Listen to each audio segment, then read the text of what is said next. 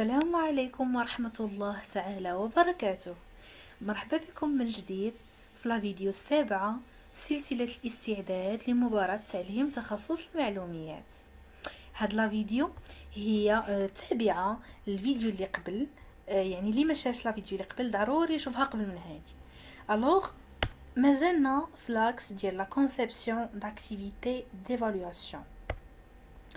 وكيف شفنا في لا فيديو اللي قبل كنا شفنا هذا الطابلو اللي لخص لينا انواع التقويم، امتى كنديروه، علاش كنديروه، الغايه منه، وشنو كنقوموا بالضبط، والاداه اللي كنديروا بها التقويم. وشفنا باللي في كل تقويم الاداه اللي كنديروهم بهم هي وضعيات تقويميه وبيان دي سيتوياسيون ديفالواسيون، وهما اللي غادي نشوفوا في هذا لا فيديو ان شاء الله. الوغ غادي نشوفوا لا سيتوياسيون ديفالواسيون اي سي تيب، puis غنشوفوا les outils d'évaluation, les étapes de construction des situations d'évaluation, les conditions d'efficacité des outils d'évaluation, la situation problème et finalement critères et indicateurs. La situation d'évaluation et ses types. Les situations d'évaluation désignent les stations fondamentales et décisives pour évaluer des compétences et attester le niveau de leur acquisition et déterminer le degré de cette acquisition. الوضعيات التقويمية هي محطات أساسية وحاسمة باش نقوموا الكفايات ونشهدوا بالمستوى، يعني من أجل الإشهاد بمستوى اكتساب هاد الكفايات هادي ودرجة هاد الاكتساب هذا. Elles sont déterminées en fonction des caractéristiques suivantes: la disponibilité des conditions objectives pour la réalisation de l'évaluation, l'existence de compétences bien définies, l'identification exacte des activités requises et des conditions de leur réalisation. بيان سور يعني تحدد الوضعيات التقويميه انطلاقا من الخصائص اللي هنايا، يعني الا ما كانوش هاد الخصائص راه ما يمكنش تكون عندنا واحد سيتوياسيون ديفالواسيون. الوغ لا ديسپونيبيليتي دي كونديسيون يعني خاص يكونوا عندنا الشروط الموضوعيه باش نقوموا بهاد ليفالواسيون هادي. ليكزيستونس دو كومبيتونس بيان ديفيني يعني وجود كفايات محدده بدقه، يعني بطبيعه الحال غندير ايفالواسيون خاصني نكون عارفه شنو هما الكفايات اللي باغا انا ندير لهم التقويم. ميمكنش ندير تقويم بلا ما نحدد الكفايات المستهدفه. ليدونتيفيكاسيون اكزاكت دي اكتيفيتي ريكيز، التحديد الدقيق للانشطه وظروف انجاز هاد ليفالواسيون، يعني خصنا نحددو قبل كل شيء، يعني بحال كنقولوا كنبلانيفيو. يعني شفتوا الفيديو ديال البلانيفيكاسيون كنبلانيفيو لا سيونس، حتى بالنسبه لليفالواسيون كنبلانيفيو ليها كل شيء. Alors les types de situations d'évaluation. كنحدوا les types ديال les situations d'évaluation انطلاقا من les acquis des apprenants. وكاينين ثلاثه الانواع ديال les acquis. كاينين des acquis cognitifs او مخرجات معرفيه. C'est tout ce que l'apprenant a acquis de connaissances, de concepts culturels, sociaux, etc. يعني هي كل ما اكتسبه التلميذ من معارف ومفاهيم وأحداث وحقائق علمية ثقافية واجتماعية. هذه ديزاكي كونيتيف. كاينين ديزاكي دو كومبيتونس مخرجات مهارية. Il s'agit de l'ensemble des capacités mentales que possède l'apprenant et des capacités méthodologiques, sensorielles et motrices qu'il a acquis. يعني هي كل ما يتوفر عليه المتعلم من قدرات عقلية وما اكتسبه من قدرات منهجية وحسية وحركية. يعني التلميذ اش كيعرف يدير، يعني compétence. finalement كاينين les acquis émotionnels أو المخرجات الوجدانية. C'est tout ce que l'apprenant a acquis de valeurs, de tendances et de convictions qui se manifestent dans des attitudes et des comportements. يعني هي كل ما اكتسبه التلميذ من قيم وميولات وقناعات واتجاهات، هادشي كامل كيتجلى وكيبان في المواقف وفي السلوكات ديالو. وكل صنف من أصناف المخرجات أو لا شاك تيب دي زاكي عنده أدوات وعنده أساليب وعنده اختبارات خاصين به، يعني عنده دي سيتواسيون ديفالواسيون خاصين به، هما اللي غادي نشوفو دابا. alors les outils d'évaluation ou bien أدوات التقويم غنشوفوهم بالنسبة les acquis émotionnels, les acquis de compétences et les acquis cognitifs. Les acquis émotionnels. En général, les tests des acquis émotionnels sont incorporés dans des outils pour mesurer les capacités liées aux éléments suivants: les convictions, les attitudes, les sentiments, les comportements, les émotions, etc. نعطيكم مثال. بحال مثلا في الكونكور الشفوي، نورمالمون الشفوي بزاف ديال الانواع ديال لي كونكور كيعتمدوا على الشخصيه ديال لا بيرسون. الوغ الاساتذه اللي كيكونوا كيديروا في تقويم المخرجات الوجدانيه كيحاولوا يلعبوا على لا بيرسوناليتي ديال بيرسون، ولا كيحاولوا يلعبوا على لي رياكسيون ديالو او لي زاكسيون ديالو. كتلقى مثلا شي واحد كيقول لك انا دوزت الكونكور الفلاني استفزوني باش يخرجوا مثلا بعض ردود الافعال، او مثلا كتلقاه كيسولوا على مثلا العلاقات العاطفيه ديالو، او مثلا العلاقات بالوالدين ديالو او بالاخوان ديالو، او كيسولوا على شكون شخص مثلا اقرب لك. يعني كيحاول يعرف كل ما هو وجداني في ديك لا بيرسون. Les acquis de compétences. Pour tester les acquis de compétences, l'enseignant peut demander aux apprenants de réaliser des organigrammes, proposer des graphiques à partir des tableaux ou des données, comparer des données, des objets ou des documents, investir des documents après leur collecte, produire des rapports et les préparer pour la présentation et la discussion. إلا لاحظتوا هنا ماركيت هاد لي فيرب بدي كولور ديفيرونت. علاش؟ لان المخرجات المهاريه كتبازا على شنو التلميذ كيعرف يدير.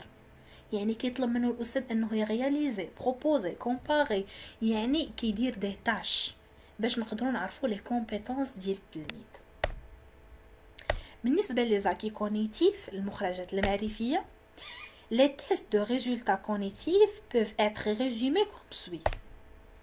Les tests ouverts, basés sur la capacité d'exprimer d'une manière particulière, d'exprimer une opinion, d'organiser des idées, d'analyser, d'interpréter et de déduire. يعني les tests ouverts غنشوفوا les détails ديالهم من بعد. كاينين دي تيست اوبجيكتيف، يعني الاختبارات الموضوعيه dont les résultats sont stables et non affectés par le point de vue de correcteur. يعني سؤال عنده جوابه محدد، التلميذ حط لنا هذا الجواب عنده صحيح، ما حطش الجواب عنده خطا. يعني يعني الحكم ديال الكوريكتور ما عنده حتى ما غيأثرش على الريزولطا ديال هاد لي تيست هادو. لي تيست اورو basé sur la capacité de répondre, d'exprimer et d'interagir oralement. Ou bien les tests pratiques ou bien les travaux pratiques basés sur la capacité à effectuer une recherche, un dossier ou un rapport. بالنسبة les tests ouverts, شنو ممكن نلقاو فيهم؟ des questions à réponse courte. كاينين des questions structurelles. Des situations de résolution de problèmes غادي نشوفوها par la suite. Et chaque situation de test qui pousse l'apprenant à produire et s'exprimer d'une manière particulière, exprimer une opinion, organiser des idées, analyser et interpréter. بالنسبة les tests objectifs نقدروا نلقاو une question un choix, c'est-à-dire choisir une réponse parmi un certain nombre de réponses suggérées. La question à réponse courte, qui est une question directe à laquelle la réponse se présente sous la forme d'un mot, d'un nombre ou d'une phrase. Compléter une phrase ou une expression, c'est-à-dire écrire un mot dans une phrase ou un paragraphe incomplet. بحال مثلا les paragraphes اللي كيكونوا فيهم les trous. يعني كتكون كيكونوا دي بوين اللي خاص التلميذ يكملهم بدي مو ولا دي فراز اكسيتيرا. لا كيستيون فري او فو، يعني تحدد كتعطيهم عباره او لا معلومه وكتقول لهم واش صحيح ولا خطا، ويقدر تمشي معاهم كاع لان تطلب منهم انهم يصحوا الخطا اللي كاين في العباره. question de liaison qui relie élément réponse avec élément question ou l'inverse. La question d'ordre qui est la disposition des réponses dans un ordre spécifique. Et finalement, les questions à choix multiples qui consistent à choisir la bonne réponse parmi un certain nombre de réponses suggérées. QCM. Alors كانوا هادو هما les outils d'évaluation. غادي نشوفوا دابا les étapes de construction des situations d'évaluation. يعني باش نصايبوا واحد situation d'évaluation خاصنا ضروري نتبعوا هاد les étapes اللي غادي نشوفوا. الا ما تبعناهمش في هذيك situation غادي تكون ناقصه والنتائج ديالها ما غيكونوش مزيانين وما غيكونوش في المستوى. اول étape déterminer l'objectif de l'évaluation. diagnostic formatif ou sommatif. يعني شنو هو الهدف من هاد الوضعيه التقويميه؟ واش انا باغي ندياغنوستيكي لي بريروكي او بيان باغا نساعد التلاميذ على انهم يبنيو التعلمات ديالهم، يعني ندير ايفاليوشن فورماتيف، او لا نختبر درجه اكتساب واحد الكفايه بالايفاليوشن سوماتيف. ثانيا prédéterminer le moment de passer ces évaluations. يعني خاصنا ضروري نحددوا الوقت اللي غادي نمروا فيه هاد لي زيفالياسيون او بيان هاد لي سيتوياسيون ديفالياسيون. يعني خاص نكون عالم التلاميذ يعني ديجا في راسهم امتى غيكون عندهم الامتحان، اضافه لاننا حنا نكونوا عارفين النهار اللي غنديروا فيه الامتحان. يعني ماشي غنكون بارك نقول غدا ندير لهم واحد الامتحان، ما يمكنش، حيت الامتحان عنده بريباراسيون ديالو، عنده بلانيفيكاسيون ديالو خصها دار قبل، ضروري ومؤكد. ثالثا restriction du contenu. La compétence à évaluer et le degré de son acquisition. يعني حصر المحتوى. يعني انا مثلا غنقول للتلاميذ انا غندير لكم ليفالياسيون في هذا الموديول هذا بالضبط، وخاص فريمون نحصر لي كيستيون ديال هاد لا سيتوياسيون في هذاك الموديول فقط، في هذيك لا كومبيتونس اللي كاينه في داك الموديول فقط. رابعا choisir la forme des situations d'évaluation.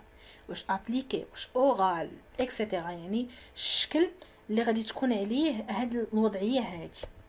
خامسا déterminer le type et le nombre de questions. واش ouverte واش formé شحال fermé عفوا شحال لو نومبر ديالهم اكسيتيرا. sixièmement formulation des questions et grille d'évaluation. يعني صياغه الاسئله وشبكه التقويم. غادي نشوفوا شبكه التقويم في هذا الفيديو ان شاء الله، اخر étape او لا اخر بارتي في هذا الفيديو. incluant les critères d'évaluation et les indicateurs de réussite cible de l'évaluation proposée. بحال مثلا الباغيم، يعني كنحطوا واحد الكري ديفاليواسيون باش ملي كنجيو نديروا لا كوريكسيون كنشوفوا التلميذ واش دار هادي ياخذ النقطه ديالها، ما دارش هادي ما ياخذش النقطه ديالها اكسيتيرا. سابعا choisir un ordre spécifique soumis à une certaine logique. بحال مثلا انا ملي كنجي نوضع لا سيتوياسيون ديفاليواسيون ديالي كنختار نقول لهم مثلا نبدا بالساهل وعاد نوصل للصعيب، او العكس نبدا بالصعيب نوصل للساهل، او نبدا لهم مثلا بكسيام ونخلي لهم مثلا لي كيسيون دو كور يعني الريداكسيون من بعد. يعني كندير واحد لوغدر في لا سيتوياسيون ديالي. ثامنا anticiper les conditions matérielles de réussite en préparant les moyens, les conditions et les espaces dans lesquels les évaluations seront passées et en identifiant les ressources humaines qui assureront cette réussite. يعني خاصنا نتوقعوا الشروط المادية اللي غننجحوا بها هاد لا سيتوياسيون ديفالياسيون. يعني من ناحيه لي مويان، من ناحيه الشروط، من ناحيه لي زيسباس يعني الفضاءات اللي غتتم فيهم هاد ليفالياسيون، من ناحيه هذا الموارد البشريه اللي غتقوم على هذيك سيتوياسيون ديفالياسيون. بحال مثلا انا كاستاذ غنقول واش غنجي معايا شي استاذ اخر مثلا يحضي معايا او يفرق معايا الوراق او لا يشرح معايا التلامذ اكسيتيرا. Et finalement, anticiper les procédures de correction. يعني après chaque évaluation غادي تكون la correction. حتى هي خاصنا نتوقعوا الإجراءات ديالها. Déterminer qui entreprendra le processus de correction. يعني شكون غيتولى المهمة ديال التصحيح. يعني واش أنا واش أستاذ آخر أو لا، المهم ça dépend. Fournir au correcteur des instructions et des orientations. يعني اللي غادي يصحح خاصني ضروري نعطيه توجيهات وتعليمات. حيت مثلا نقدر انا نطلب من شي استاذ ديال ماده اخرى ماشي ديال الانفورماتيك، نطلب منه مثلا يصحح ليا ياك مثلا كمثال، خاصنا نعطيه التعليمات باش يتبعهم باش يقدر يصحح، حيت هو ماشي الدومين ديالو هذاك. وكذلك واخا كنعطي مثلا ديال ان بروف دانفورماتيك، ولكن يعني انا اللي صوت مثلا هذيك لا سيتوياسيون بروبليم، هو يقدر ما يعرفش كيفاش انا بغيت الجواب، كيفاش الجواب خصو يكون، حيت انا اللي دايره لا كونسيبسيون ديال هذيك السيتوياسيون. مفهوم؟ و انسي كو لي زيليمون دو ريبونس. طبيعه الحال خصنا نعطي عناصر الاجابه اولا نوجدهم. يعني واخا كاع نكون غنصحح انا، واخا مثلا في هذوك لي زانستركسيون لي زوريونطاسيون خاصني ضروري نوجدهم، لانه راه يعني من كيجي انسان يصحح ضروري خصو يكون حداه واحد يعني باش يتشيكي هذه دوزها هذه ما دوزهاش، يعني باش ما يغفلش على شي حاجه وما يغلطش. غندوزو دابا لي كونديسيون ديفيكاسيتي دي زوتي ديفالياسيون.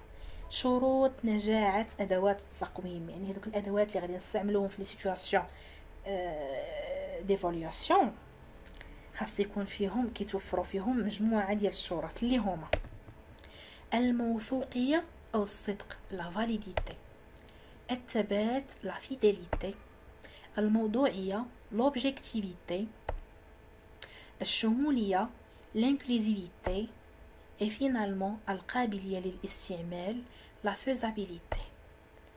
بالنسبه للموثوقيه لا فاليديتي، l'outil d'évaluation doit mesurer ce que nous voulons mesurer en termes de connaissances, de compétences et de comportements qui ont été préalablement identifiés.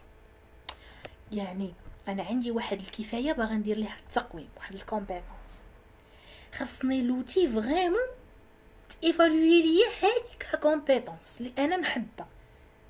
ماشي انا باغا ايفالوي لا كومبيتونس مثلا دو ريزودر لي بروبليم بار l'algorithme ونمشي ندير دي كيستيون اولا ندير دي اكتيفيتي عندهم علاقه بالريزو، ما يمكنش. يعني خاص لوتي mesure ce que nous voulons mesurer.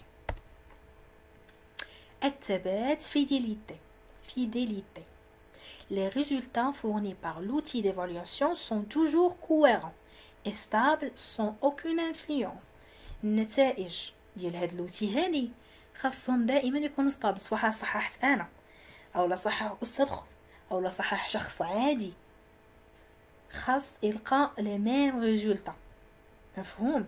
وما كتاثرش بشي عامل من العوامل، بحال مثلا الافكار المسبقه اللي ديال الاستاذ على التلاميذ او شي استاذ عنده شي مشكل مع شي تلميذ، يعني كيأثر هادشي في التصحيح. خاص لوتي اللي غادي نستعمل ما كتاثرش بحتى شي حاجه.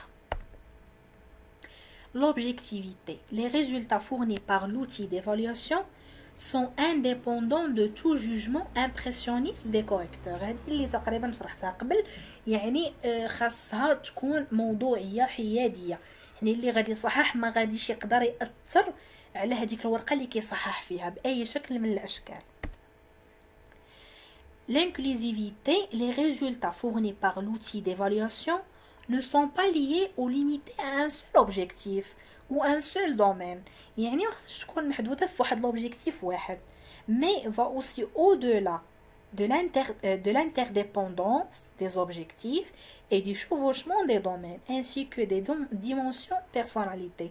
يعني ماشي مثلا أنا غادي نحكر على اوبجيكتيف واحد هو اللي خصني ندير فيه هذيك ليفالياسيون كامله، لا خاصني نحتاج كل سيانس كل موديول كل سيكونس عندها دي زوبجيكتيف. ما غنركزش انا على واحد، خصني نركز عليهم كاملين باش ندير هذيك ليفالواسيون ديالي. La faisabilité.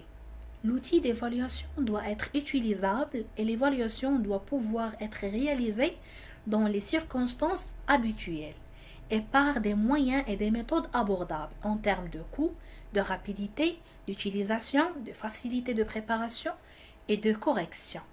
يعني خاص هاد لوتي تكون قابله للاستعمال. ميمكنش مثلا ندير لهم سيتوياسيون ديفالياسيون فيها 5 سوايع، سي غراف. ما يمكنش مثلا عندي 5 ديال لي بي سي في لاصال انفورماتيك وخاصني ندوز للتلاميذ، مثلا عندي 40 تلميذ خاصني ندوز لهم واحد سيتوياسيون ديفالياسيون بهذوك لي بي سي. يعني الظروف غير ملائمه لهذيك لوتي اللي انا خدامه بها، يعني خاصني نشونجيها. كنتمنى تكون واضحه الفكره. الوغ كانوا هادو هما شروط نجاعة أدوات التقويم. دابا غادي نشوفوا لا سيتوياسيون بروبليم أو لا الوضعية المشكلة. غادي نشوفوا لا ديفينيسيون، لي كاركتيرستيك، l'importance de situation problème, les propriétés et les composants ديالها. Définition. La situation problème, c'est une situation confuse face à l'apprenant. يعني واحد الوضعية محيرة اللي غادي تواجه التلميذ. L'apprenant n'a pas de plan ou de solution toute faite pour le surmonter. يعني ما عندوش واحد الخطة جاهزة وما عندوش واحد الحل مسبق باش يتجاوز هاد السيتوياسيون اللي هو فيها. يعني حتى يتحط في السيتوياسيون، حتى يقراها يفهمها مزيان، عاد كيبدا يبني في لو بلان باش يتجاوزها.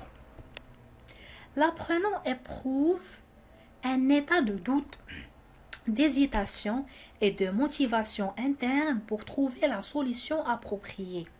يعني كي durant la situation problème التلميذ كتنتاب واحد الحالة من الشك والتردد وواحد الحافزية باش انه يحل او لا يوجد الحل المناسب لهذيك لا سيتوياسيون اللي هو فيها.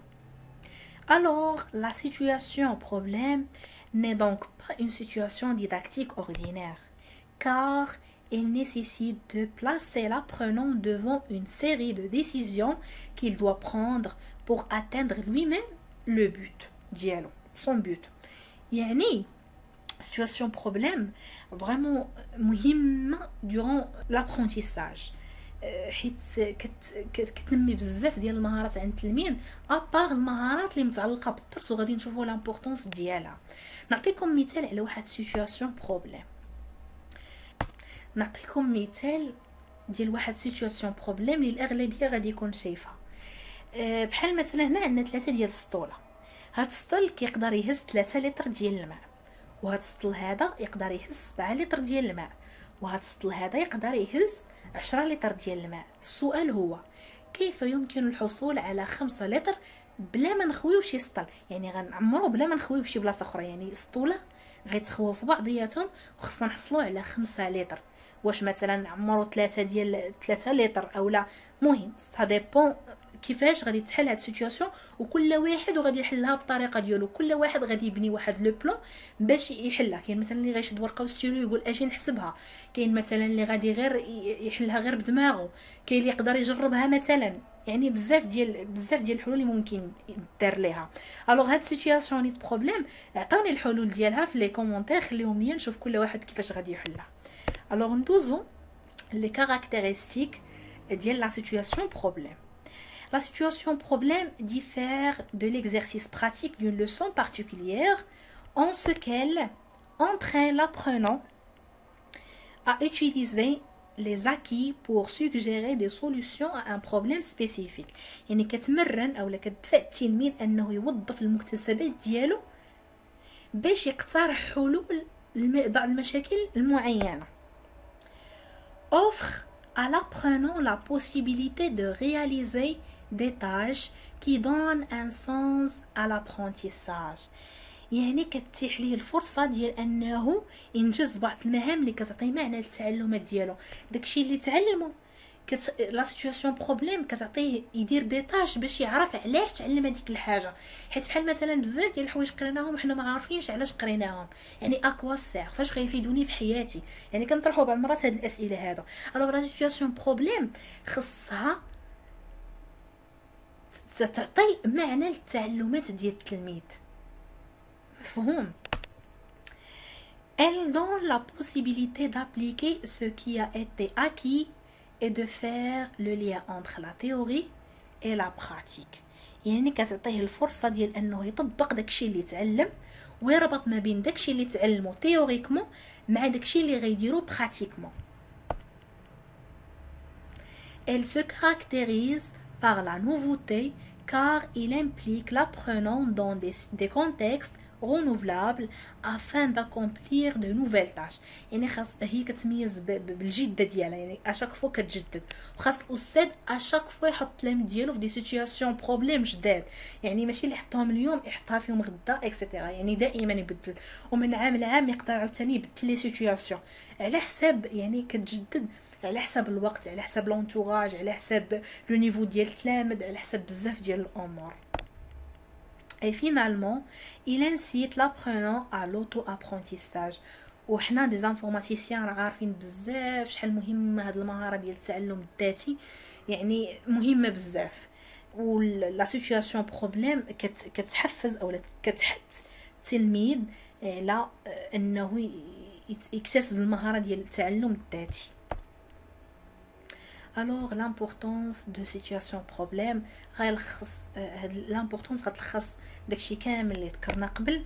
Alors l'importance de situation problème réside dans le fait qu'elle lui donne كندوي على l'apprenant l'opportunité de mobiliser ses acquis dans les domaines de sa vie, pose un défi à l'apprenant et stimule l'auto-apprentissage, lui donne l'opportunité de profiter de ses acquis en les transférant entre des différents contextes, lui permettre d'identifier ses besoins d'apprentissage par la différence entre ce qu'il a acquis et ce qui est requis pour la solution.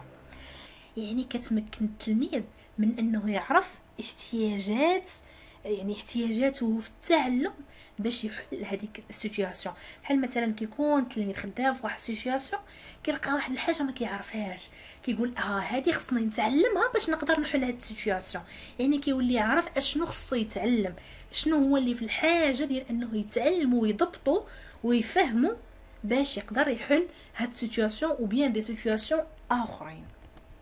Et finalement, il lui permet de faire le lien entre la théorie et la pratique. Alors, les propriétés de la situation problème. La situation problème doit être réaliste, واقعية. Elle est liée à la réalité socio-culturelle de l'apprenant. يعني خاصها تكون مخوضة من الواقع الاجتماعي والثقافي ديال التلميذ. ما يمكنش نجيب انا تلميذ مغربي ونطبق عليه مثلا دي سيتوياسيون بروبليم ديال تلاميذ فرنسيين، حيت ماشي نفس لونتوراج، ماشي نفس الثقافه، ماشي نفس المجتمع اكسيتيرا. وفي المغرب نيت مثلا تلاميذ مثلا اللي ساكنين في الصحراء غنحطهم في دي سيتوياسيون متعلقه بلونتوراج ديالهم. ما يمكنش مثلا نجي نحطهم في سيتوياسيون بروبليم مثلا ديال ترامواي، هما ما عندهمش ترامواي. كذلك بالنسبه للتلاميذ ديال كازا مثلا ما غاديش يفهموا مثلا، ولا ما نقدرش نحطهم في دي سيتوياسيون مثلا ديال الصحراء اكسيتيرا. يعني سيتوياسيون بروبليم خاصها تكون مستنبطه من الواقع اللي عايشين فيه هذوك التلاميذ. appropriée ملائمة. Elle prend en compte les particularités de l'apprenant.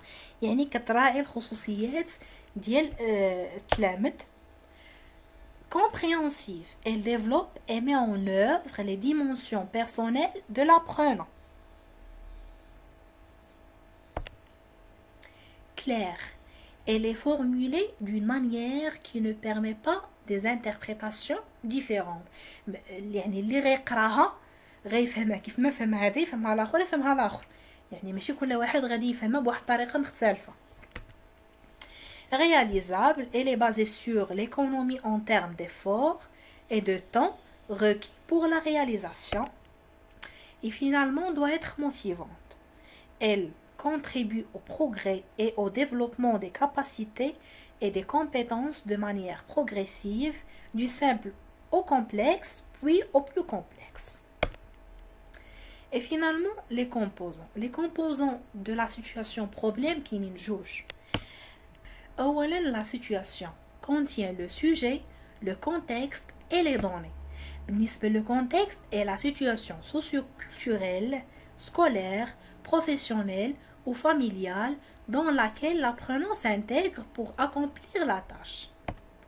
Les données sont les informations à partir desquelles l'apprenant choisit ce qu'il juge approprié pour proposer des solutions efficaces, sachant que certaines informations n'ont été incluses que pour affiner la capacité de choisir. يعني كنكونوا يعني في لا سيتوياسيون كيكونوا بعض المعطيات او المعلومات اللي غيخدموا بهم التلاميذ، كيكونوا بعض المعطيات اللي فريمون غيخدموا بهم، وكاينين المعطيات اللي غير غادي تحيرهم، يعني زايده باش تحيرهم وباش تنمي عندهم القدره ديال الاختيار، يعني يختار المعطيات اللي خصو يخدم بهم باش يحل هذيك السيتوياسيون اللي هو محطوط فيها. Deuxième composant اللي هو la tâche. يعني la tâche à accomplir réside dans ce qui est demandé à l'apprenant d'accomplir à travers des instructions. نعطيكم مثال على les composants ديال situation. هذا مثال بسيط جدا وكنا كنعرفوه هذا في الماط. بحال مثلا هذا النص هذا: أعطى الأب لابنه أحمد مبلغا من المال، اشترى منه 3 قصص سعر الواحدة 250 درهما، ولعبة لأخيه الصغير سعرها 650 درهما. هذه هي لا سيتوياسيون اللي حطينا في الكونتكست، عطينا المعطيات اللي غيخدم بهم الله يجعل شي بركه.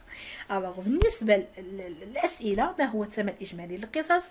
احسب المصاريف. بقي له مبلغ قدره، يعني هذه بحال معطى باش يقدر يجاوب على السؤال اللي من موراه: ما هو المبلغ الذي اعطاه الاب لاحمد؟ الوغ هادو هما لي انستركسيون بيان لي تاش اللي غادي يقوم بهم التلميذ. كان هادوما لي كومبوزون ديال لا سيتوياسيون بروبليم. دابا غادي نشوفوا لي كريتير اي لي انديكاتور.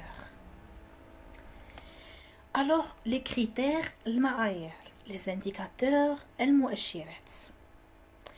بالنسبه للمعايير بحال نقولوا هما اللي كيكونوا لي غران بوين، والمؤشرات كل معيار كيكونوا عنده مؤشرات خاصين به. الوغ بالنسبه للمؤشر